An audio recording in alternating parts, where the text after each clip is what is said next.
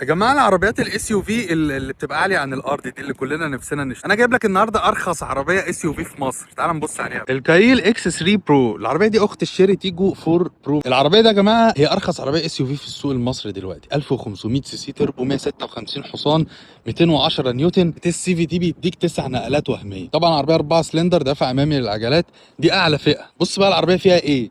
فيها جنود توتون، وده ال اي دي.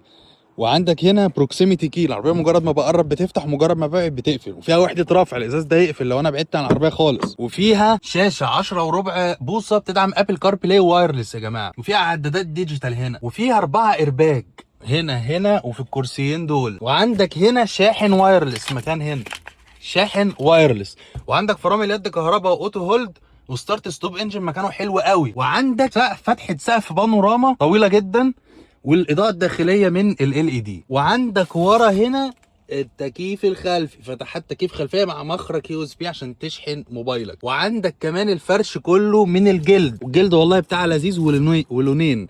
والكرسي ده كرسي كهرباء. وعندك الاضاءه الخلفيه من ال اي دي، وفيها لايت بار كامل، كل ده بينور بالليل بيبقى شكله حلو قوي الصراحه. وعندك سنسورز خلفيه. والمرايات دي يا جماعه ضم كهرباء، بتضم وتفتح كهرباء، وفيها اشارات كمان ال اي دي في المرايات. مميز كمان غير كل اللي قلته ده. طبعا العربيه يا جماعه بتقدم شويه اوبشنز مش طبيعيه على الفئه السعريه بتاعتها دي، خصوصا ان مفيش اصلا عربيات اس يو في فيها كل اللي انا بقوله ده في السعر ده. تمام. فيها بقى حاجتين تانيين، ان ضمانها مليون كيلو، ضمان على الموتور مليون كيلو او 10 سنين ضامن الموتور. وباكج الصيانه، عليهم صيانه وعليك صيانه. التوكيل يدفع لك حق صيانه وانت تدفع حق صيانه، تفضل كده صيانه عليك صيانه عليه صيانه عليك صيانه عليه. فبصراحه حوار جامد قوي.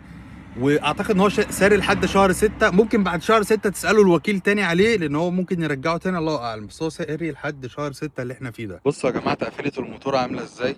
بصوا الكلام ده في عربيه اقتصاديه يا جماعه، ارخص عربيه اس يو في في مصر. تقفيله ايه يعني، يا نهار ابيض.